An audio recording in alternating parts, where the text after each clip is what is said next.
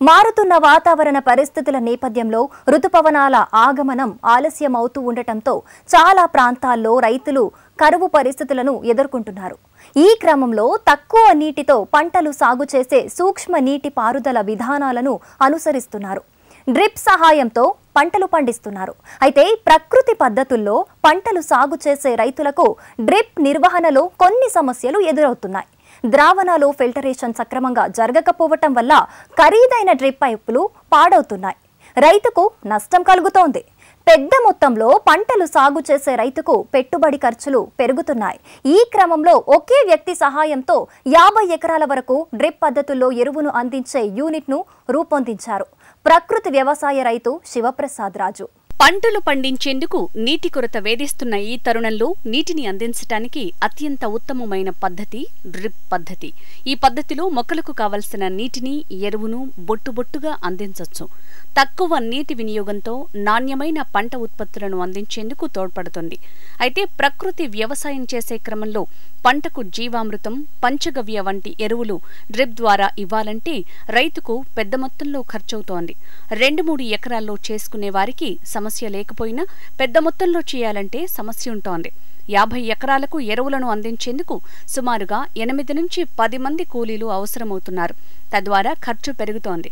అంతేకాదు ఎరువుల వడపోత సరిగా లేకపోతే డ్రిప్ పైపులు పాడవుతూ నష్టం ఏర్పడుతోంది. ఈ సమస్యను అధిగమించేందుకు సులువైన పద్ధతిని కనుక్కున్నారు ప్రకృతి వ్యవసాయ రైతు శివప్రసాద్ రాజు. ఓవైపు నీటి యాజమాన్య పద్ధతులు పాటిస్తూ మరోవైపు ఎరువులు తయారు చేసుకుంటూ ఒకే మనిషి సాయంతో తక్కువ ఖర్చుతో 50 ఎకరాలకు ఎరువు అందించే ఫిల్టరేషన్ యూనిట్ని రూపొందించారు. ప్రకృతి వ్యవసాయం చేసేటువంటి ఒక క్రమం లోపట మనకున్నటువంటి యొక్క జీవామృతాలు, అది పంచగవ్యాలు కానివ్వండి, ఫిష్ అమినో యాసిడ్ కానీ, ఐఎంఓస్ కానీ, ఏదైనా కానీ అది భూమికి ఇవ్వాలి అనంటే డ్రిప్ తోటి అది చాలా పెద్ద వ్యవస్థ అవుతుంది. చాలా ఖర్చుతోడు కూడుకున్నది అవుతుంది. అది చిన్నగా ఒక 2 ఎకరాలో 3 ఎకరాలో 4 ఎకరాలో రైతు ఉంటే మాన్యువల్గా చేసుకున్న ఇబ్బంది లేదు. కానీ లార్జ్ స్కేల్లో వ్యవసాయం చేసేటువంటి ఒక క్రమం లోపట ఎంతోమంది కొత్త వాళ్ళు ఇప్పుడు వస్తూ ఉండరు ఎక్కువ పెద్ద మొత్తం లోపల చేయడానికి. మొత్తం అంతా కూడా ఇది ఒక పెద్ద సమస్యగా ఎదురైంది. గతంలో నేను కూడా ఇదే కాన్సెప్ట్ మీద వర్క్ చేసినప్పుడు 2015-16 ఆ టైం లోపల ఒక 50 ఎకరాలకు ఇవ్వడానికి మొత్తం డ్రిప్ తోటి ఇవ్వడానికి ఒక 8 మంది 10 మంది పనిచేయాల్సి వచ్చేది మొత్తం ఫిల్టరేషన్ చేసేటువంటి సందర్భంలో. అది 17-18 వచ్చేటాళ్ళకి 4, 19 వచ్చేటాళ్ళకు 3, ఈరోజు వచ్చేటాళ్ళకి సింగిల్ పర్సన్. ఈరోజు మనం తెలుసుకునేటువంటి ఒక విషయం, ఒక్క వ్యక్తితోటి తక్కువ ఖర్చుతో అంటే ఒకే ఒక్క మనిషితోటి ఒక 50 ఎకరాలకైనా కానీ వాటర్ మేనేజ్మెంట్ చేసుకుంటూ మనకి కావలసినటువంటి యొక్క జీవామృతాలు వీటిని అన్నిటినీ తయారు చేసుకుంటూ అంతే సులభంగా 50 ఎకరాలకు కూడా డ్రించింగ్ చేయవచ్చు ఒక మనిషి యొక్క సహాయంతో, కేవలం ఒక మనిషితోటి. అది ఎలాగా, ఏమేం చేస్తాము, ఏ విధంగా చేయడం ద్వారా మనకి సింపుల్గా అయిపోతుంది అనేటువంటి యొక్క విషయాలన్నీ కూడా మనం ఇప్పుడు తెలుసుకునేటువంటి ఒక ప్రయత్నం చేద్దాం. 2 ఎకరాల రైతు నుంచి ఒక 50 ఎకరాల వరకు కూడా చేసుకోవడానికి అవకాశం ఉంది. ఇక్కడ ఇప్పుడు విషయానికి వస్తే ఇది నేను ప్రస్తుతానికి ఒక 25 ఎకరాలకి నేను డిజైన్ చేసుకున్నటువంటిది సిస్టమ్ మొత్తం అంతా కూడా. ఇంకా పక్కన ఇంకా కొన్ని ఉన్నాయన్నమాట ఇంకా ఎక్విప్మెంట్స్. ఇప్పుడు మీరు చూస్తున్నటువంటిది ఒక 20 ఎకరాలకి ఇప్పుడు నాకు సరిపోతుంది. ఇంకో మిగతా 30 ఎకరాలకు సంబంధించినటువంటి ఒక సెటప్ చేసుకోవడానికి నేను పక్కన వేరే విధంగా రెడీ చేసుకోబోతున్నాం అంతా కూడా. కానీ ఇప్పుడు ప్రస్తుతం మనకున్నటువంటి ఒక పంటలకి ఇది సరిపోతుంది. ఇప్పుడు ఇది ఎలా పనిచేస్తుంది, ఎలా వాడుకోవాలి, ఎలా తయారు చేసుకోవాలనేటువంటి ఒక విషయాన్ని చూద్దాము. ఇది ఆల్రెడీ యాక్చువల్లీ ఇవన్నీ నేను జీవామృతానికి సంబంధించినటువంటి ఒక ట్యాంకులు మొత్తం అంతా కూడా. ఓకే, ఇప్పుడు ఇదంతా జీవామృతం రెడీ చేసుకున్నటువంటిది ట్యాంక్స్ ఇవన్నీ కూడా. ఓకే, ఇక్కడ కానీ నేను ఏం చేస్తాం, మనకు షెడ్యూల్ ఉంటుంది, వారానికి సంబంధించినటువంటి ఒక షెడ్యూల్. ప్రతి సందర్భం లోపల ఎప్పుడు ఏమేమి తయారు చేసుకోవాలి, ఎంత తయారు చేసుకోవాలి అనేటువంటిది ఉంటుంది. ఇక్కడ ఇప్పుడు మనం జీవామృతం తయారు చేసుకుంటున్నాం. తయారైనటువంటి ఒక ఫిష్ అమినో యాసిడ్ను ఇక్కడ ఫిల్టర్ చేసుకొని ఇక్కడి నుంచి పంపించుకుంటాం. తర్వాత ల్యాబ్ ద్రావణం కావాలంటే ఇంకో దాని నుంచి పంపించుకుంటాం. ఇలా అన్నీ కలిపి కూడా మనం ఇంకో డ్రమ్కి పంపించుకునేటువంటి ఒక విధానం ఉంటుంది.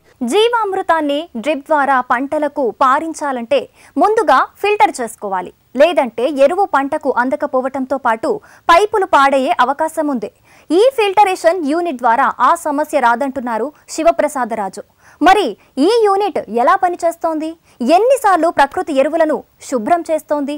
రైతుకు కలిగే ప్రయోజనాలేమిటి? రైతు మాటల్లోనే తెలుసుకుందాం. ఈ యూనిట్ని ఎలా వాడుకోవాలి అనేది చూద్దాం. ఇక్కడ నేనేం చేశాను, 2 ఇంచు 3 ఇంచు ఫిట్ చేయడం జరిగింది. మొత్తం పేడ అనేది ఘన పదార్థము, అంటే బరువుగా ఉండేటువంటి ఒక పదార్థము.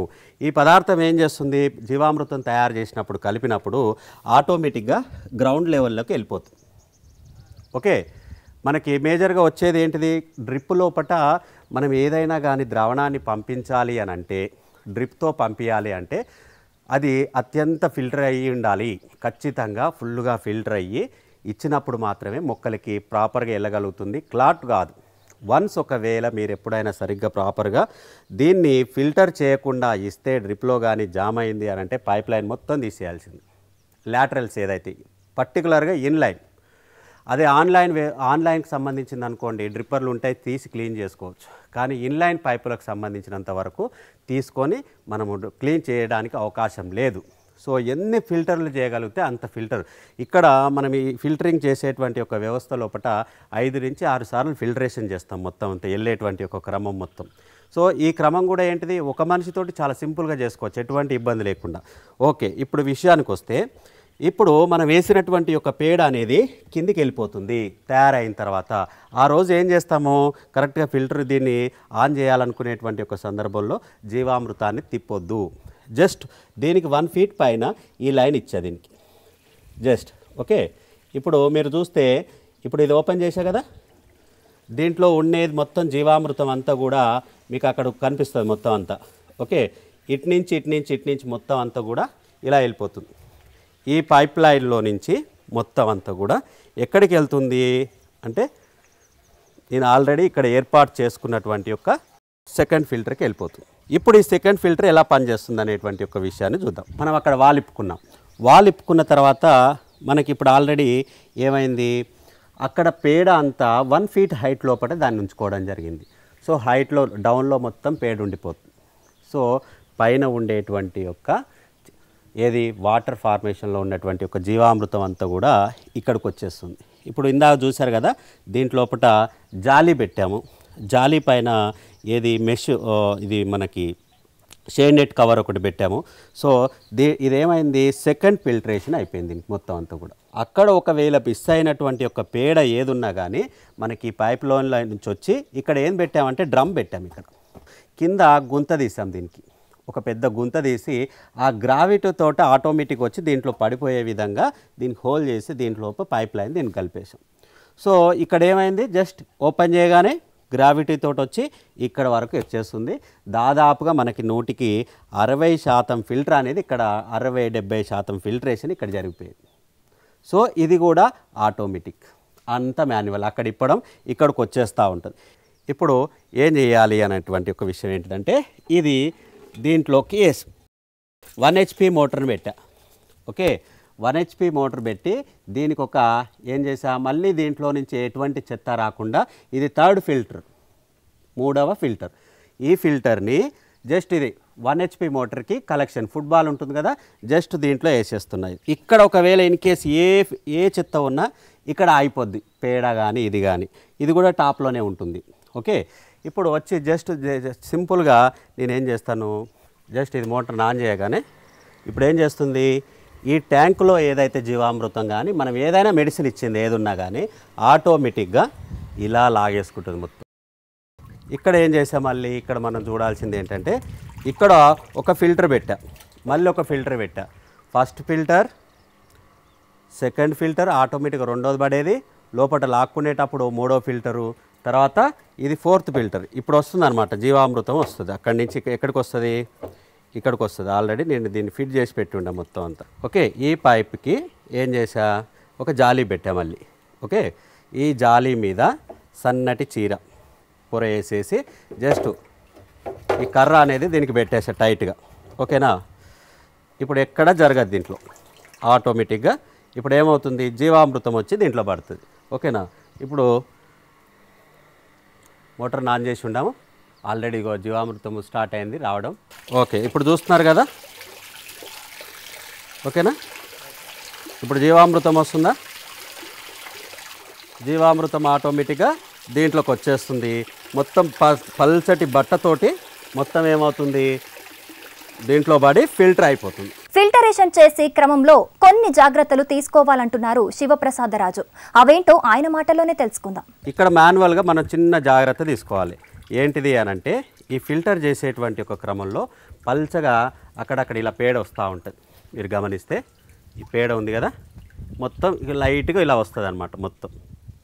ఓకే, లాస్ట్లో సో మనం ఏం చేయాలి, ప్రతి 5 నిమిషాలకు ఒకసారి జస్ట్ ఇక్కడ ఒక బకెట్ పెట్టేసుకొని, ఓకే, జస్ట్ ఈ పేడ ఏదైతే పార్టికల్స్ ఉన్నాయో ఈ పేడ పార్టికల్స్ అనేది కిందికి వెళ్ళిపోకుండా, జామ్ కాకుండా మళ్ళీ ఏం చేస్తున్నాను, జస్ట్ సింపుల్గా ప్రతి 5 నిమిషాలకో 10 నిమిషాలు మళ్ళీ ఏం చేస్తున్నాను, మళ్ళీ మోటార్ ఆన్ చేస్తున్నాను.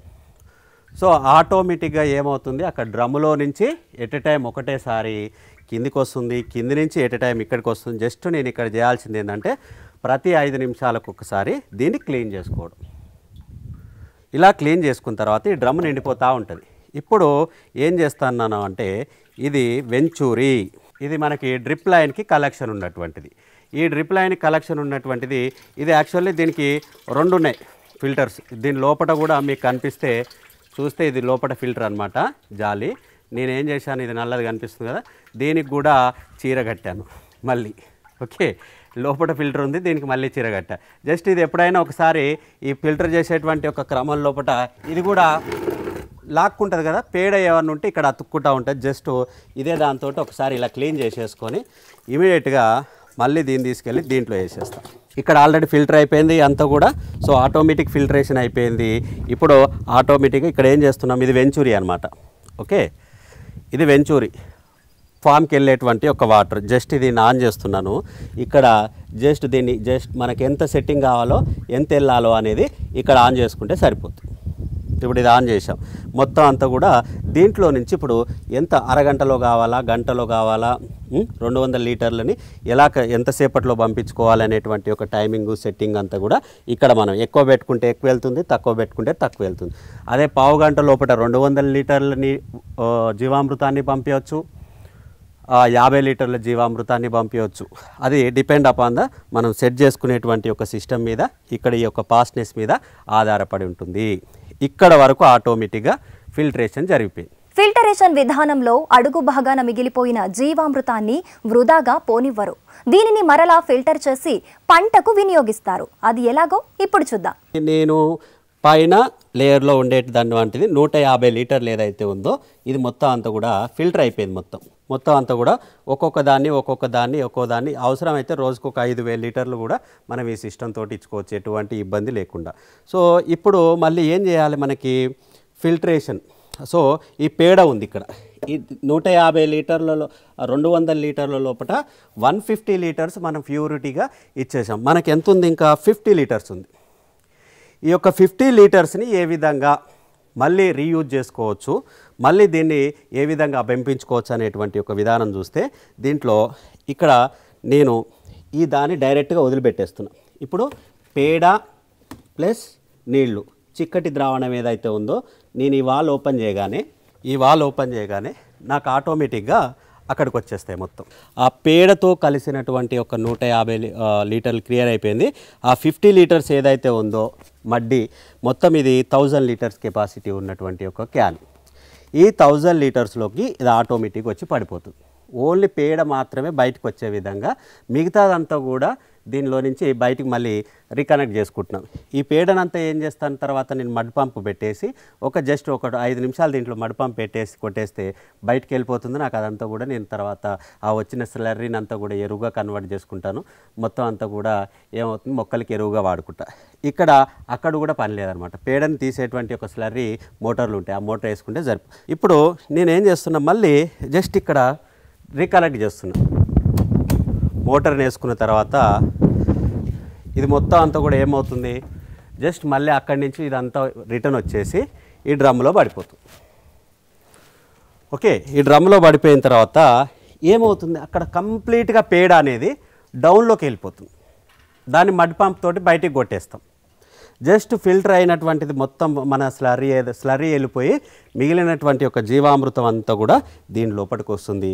మళ్ళీ దీన్ని జస్ట్ ఏం చేస్తాము, ఓపెన్ చేస్తాం. దీన్ని ఓపెన్ చేస్తే తిరిగి సేమ్ మన యూనిట్లోకి వెళ్ళిపోతుంది అనమాట మొత్తం అంతా కూడా. తక్కువ శ్రమతో తక్కువ ఖర్చుతో ఎక్కువ ప్రతిఫలాన్ని ఈ పద్ధతి ద్వారా పొందవచ్చని ఈ రైతు చెబుతున్నారు. తోటి రైతులు ఈ పద్ధతిలో ఎరువులను ఫిల్టర్ చేసుకొని పంటకు అందిస్తే మంచి ఫలితాలు వస్తాయంటున్నారు. మనం జీవామృతం పంపించుకోవచ్చు, పంచగవ్య పంపించుకోవచ్చు, ఫిష్ అమినో యాసిడ్ కానీ, ఐఎంఓస్ కానీ, ల్యాబ్ కానీ, ఏది ఉన్నా కానీ అవసరమైతే ఒక్కొక్క దాంట్లో ఒకటి తయారు చేసుకొని అన్ని తీసుకెళ్ళి ఒక దగ్గర మిక్స్ చేసుకొని కూడా మనం పంపించుకునేటువంటి ఒక సదుపాయం అనేది ఈ ఫిల్ట్రేషన్ యూనిట్ ద్వారా ఉంది. సో ఇలాంటి యూనిట్లు ఎక్కడైనా కానీ మీరు నెలకొల్పాలి అనుకుంటే, పెట్టుకోవాలనుకుంటే ఇప్పుడు చూసిన విధంగా పెట్టుకోవచ్చు. లేకపోతే మీకు దీనిపైన ఎటువంటి ఒక సందేహాలు ఉంటే దీనికి సంబంధించినటువంటి ఒక చేసేటువంటి ఒక ప్లంబర్స్ కానీ, దీనికి సంబంధించిన టెక్నికల్ టీం అనేది ఒకటి ఆల్రెడీ చేస్తూ ఉంటారు మన తరపు నుంచి కూడా మొత్తం అంతా. సో అలాంటి ఏమైనా సహకారం కావాలంటే నేను జస్ట్ వాళ్ళ నెంబర్ ఇస్తాను, వాళ్ళతో మాట్లాడుకొని మీకు కావాల్సినటువంటి ఒక సమాచారం అనేది వాళ్ళ దగ్గర తీసుకోవచ్చు. లేదంటే వాళ్ళ యొక్క సేవలు కూడా మీరు వినియోగించుకోవచ్చు. దీనికి మనము అన్నీ కూడా అటాచ్మెంట్ చేసుకుని ఉంటాం మొత్తం. దీనికి ఇక్కడ మొత్తం అంతా కూడా కలెక్షన్ ఉంది, డ్రిప్ కలెక్షన్ ఉంది. ఇది మొత్తం అంతా కూడా నాకు 25-30 ఎకరాల వరకు ఈ సేమ్ ఒకటే లైన్ తోటి ఒకటే దాంతో నేను సెంట్రలైజ్ చేసుకున్నాను మొత్తం అంతా కూడా. సో ఏ విధంగా సెంట్రలైజ్ చేసుకున్నా, ఏ విధంగా వెళ్తుంది అనేటువంటి ఒక 2 విషయాలు మనం ఇక్కడి నుంచి చూస్తే గమనిస్తే, సో ఇక్కడ మనకి యాక్చువల్లీ ఆల్రెడీ ఇది సంపు. మాకు పొలంలో ఉండేటువంటి ఒక ప్రతి ఒక్క వాటర్ నీళ్ళన్నీ కూడా అన్ని బోర్లు కూడా ఇక్కడ కలెక్షన్ చేసుకోవడం జరిగింది. ఇదంతా కూడా సంపులోకి వచ్చేస్తుంది మొత్తం అంతా కూడా. ఈ సంపులోకి వచ్చిన తర్వాత ఈ యొక్క మోటార్ ఏదైతే ఉంటుందో 7 HP మోటార్ ఉంది. దీనికి 7 HP మోటార్ తోటి మొత్తం అంతా కూడా లాక్కుంటుంది మొత్తం అంతా ఇది. సో ఇక్కడ కూడా ఏమవుతుంది, దీనికి కలెక్షన్ ఇచ్చిన తర్వాత ఇది శాండ్ ఫిల్టర్. నాకు ఎందుకంటే బావి వాటర్ వస్తుంది, బావి ఉంది, బావిలో నుంచి వాటర్ వస్తుంది, తర్వాత రెండోది బోర్వెల్స్ నుంచి వాటర్ వస్తుంది. ఫర్దర్ ఆప్షన్ కింద నేను అన్ని రకాల ఇబ్బందులు లేకుండా ఉండడం కోసము నేను ఈ యొక్క శాండ్ ఫిల్టర్ అనేది పెట్టుకోవడం జరిగింది. ఈ శాండ్ ఫిల్టర్ లోపల మొత్తం డస్ట్ ఏదైతే ఉందో అంత డస్ట్ కూడా ఇక్కడ క్లియర్ అయిపోతుంది. ఇక్కడ క్లియర్ అయిపోయిన తర్వాత ఇక్కడ మనకి యాక్చువల్లీ ప్రెజర్ గేజ్లు ఇవన్నీ ఉంటాయి, చాలా ఉపయోగకరమైనటువంటి అనమాట మొత్తం. ఈ ప్రెజర్ గేజ్ల యొక్క సహకారంతో నేను ఇక్కడ వాటి యొక్క రీడింగ్ తోటి నేను ఇక్కడ ఏది వెంచూరీ అనేది ఫిట్ చేసుకోవడం జరిగింది. ఈ వెంచూరీ కూడా కంపెనీ నుంచే మనకు రావడం జరుగుతుంది. జస్ట్ ఇదేంటిది, మనకి ప్రెజర్ ఎంత పెట్టుకుంటే ఎంత బాగా వెళ్తుందో ఏంటిది అనేటువంటి ఒక సిస్టమ్ సెటప్ అంతా కూడా మనకి ఈ సిస్టంలో ఉంటుంది. సో ఇక్కడి నుంచి మనకి ఇక్కడికి వచ్చేటళ్ళకి ఏంటిదంటే ఇది మొత్తం అంతా ఎయిర్ ఫిల్టర్ మొత్తం అంతా. ఈ ఫిల్టర్ని ఎక్కడైనా ఒకవేళ డ్రిప్లో నుంచి మనకు వెంచూరీ నుంచి వచ్చేటువంటి ఒక వేస్టేజ్ ఏదన్నా ఉంటే, ఇన్ కేస్ ఏమన్నా జామ్ అయితే మనకి ఈ ఫిల్టర్ లోపల మొత్తం అంతా కూడా క్లియర్ చేసుకోవచ్చు మొత్తం అంతా. సో ఇక్కడి నుంచి నాకు వరికి కానీ, కూరగాయలకు కానీ, దేనికైనా కానీ, పళ్ళ తోటలకు కానీ మొత్తం అంతా డివైడ్ చేసుకున్నాం మొత్తం అంతా. ఈ యొక్క 25 ఎకరాల మొత్తం ప్లేస్ని అన్ని రకాలుగా డివైడ్ చేసుకొని అన్ని వాల్స్ ఉంటాయి. ఎక్కడ కావాలంటే అక్కడికి వాల్స్ ఉంటాయి, మెయిన్ వాల్స్ ఉంటాయి పొలం లోపల. ఈ యొక్క వాల్స్ని అనేది తిప్పుకోవడం ద్వారా ఒక్క చుక్క కూడా నీటిని వృధా చేయకుండా డైరెక్ట్గా మొక్క దగ్గరికి వెళ్ళి మొక్క దగ్గరనే పడిపోతాయి.